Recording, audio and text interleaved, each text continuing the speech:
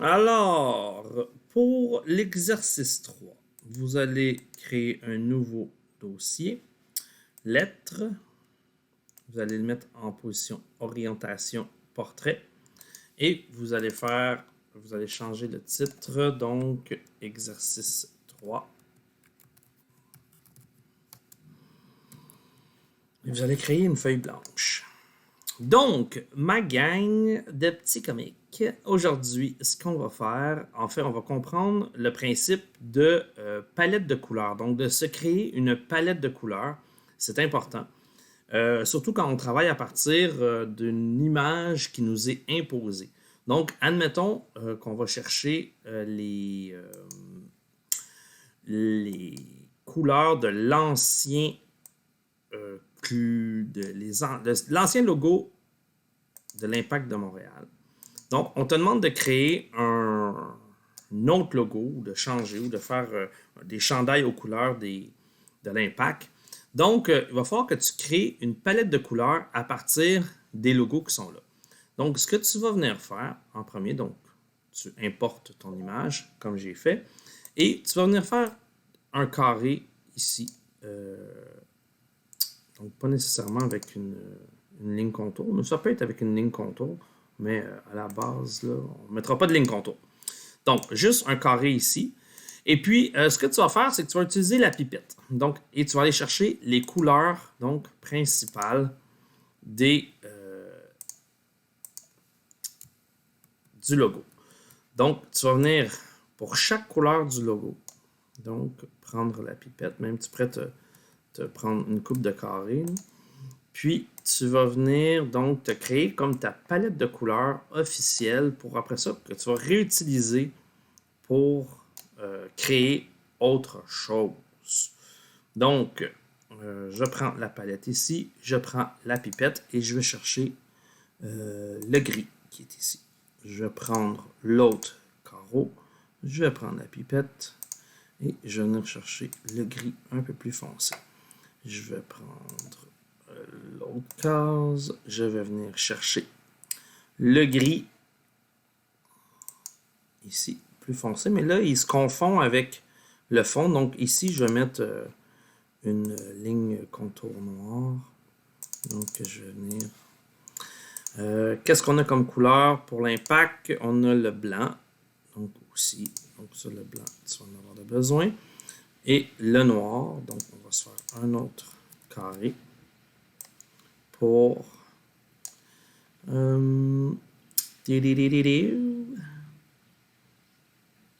donc, et la pipette. La raison pour laquelle aussi je les mets à l'extérieur de la feuille, donc de l'espace de travail, c'est que lorsque tu vas, mettons, enregistrer ton projet, ben, on ne verra pas les palettes de couleurs, on va juste voir ce qui est sur ta feuille blanche. Tout ce qui est à l'extérieur de ta feuille blanche n'apparaîtra jamais dans ton travail. Donc, on a trouvé toutes les couleurs pour notre... donc, je vais venir mettre le logo à l'extérieur. Je vais venir importer le logo de l'école secondaire des Sources, du Cougar. Et puis, je vais faire la même chose. Donc, je dépose le Cougar. Et, tic, tic, tic, tic, je reprends des carrés. Et je vais revenir donc à l'extérieur. Remettre les couleurs officielles du léopard. Donc, on prend la première. On y va avec la pipette bleu foncé. On y va avec la deuxième, bleu plus pâle. On y va avec la troisième, le bleu encore plus pâle. Puis on y va avec...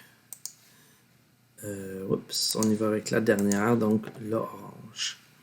Donc, ce que je vais vouloir que tu fasses après,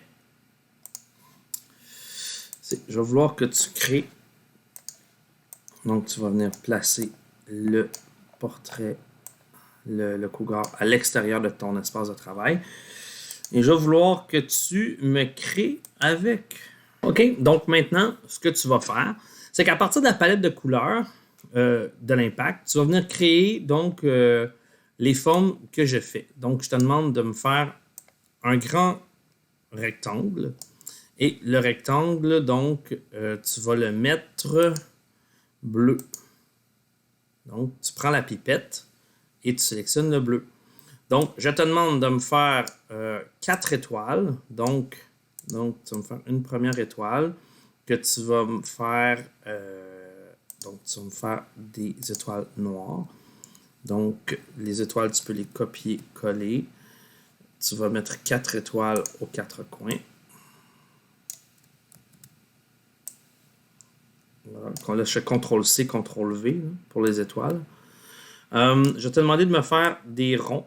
Donc, des ronds parfaits. Donc, 4 ronds que tu vas sélectionner avec la couleur grise. Donc, on y va avec celui-là. Donc, tu vas faire maintenant CTRL-C, CTRL-V. Tu vas me faire 4 ronds. Oups, là, j'ai bougé, j'ai fait CTRL-Z. Tu vas me faire un hexagone. Tu vas le faire d'une autre couleur de gris, donc du gris un peu plus foncé. Tu vas venir le placer dans le centre.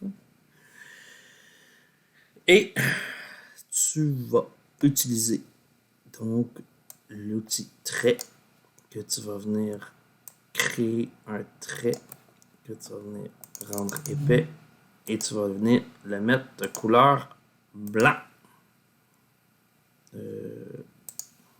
Voilà, blanc. Que tu vas rajouter des lignes contours comme ça. Puis tu vas venir même les mettre en pointe comme ça. Puis tu vas en mettre une autre de l'autre bord. Donc, premier logo. Ce que tu vas faire ici, tu vas verrouiller le fond, la sélection. Puis là, maintenant, tu vas aligner donc tes formes ensemble. Donc, tu vas les aligner sur l'espace horizontal. Puis, tu vas venir, après ça, les verrouiller.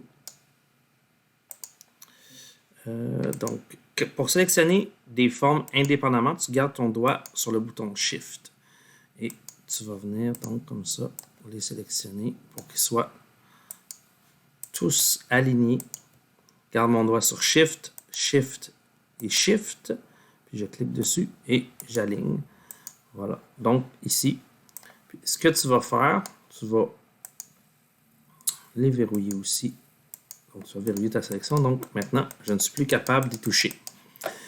Pour le cougar, on va refaire le même genre d'exercice. Donc, on va utiliser les formes. On va venir faire un rond. Parfait. Donc, on va le laisser noir. Donc, on va revenir faire un autre rond par-dessus, mais qu'on va rapetisser en gardant le doigt sur Shift. On va venir faire une mire, dans le fond. Donc, tu vas venir mettre de la couleur bleue. Tu vas refaire CTRL-C, CTRL-V. Que tu vas rapetisser encore un peu. Tu vas prendre la pipette. Tu vas venir la mettre de l'autre couleur. Tu vas resélectionner un rond. On va le rapetisser un peu encore. On va le mettre orange. Donc, on va prendre la pipette. On va sur l'orange. Et on refinit avec un rond. Donc, noir. Rapetisser. Et tu prends ta pipette et tu vas sélectionner le noir. Donc, tu vas resélectionner tout ça. Tu vas les aligner et tu vas venir mettre ton cougar dans le milieu. Le cougar, tu vas le mettre en arrière, au premier plan, disposition, premier plan. Tu vas le rapetisser.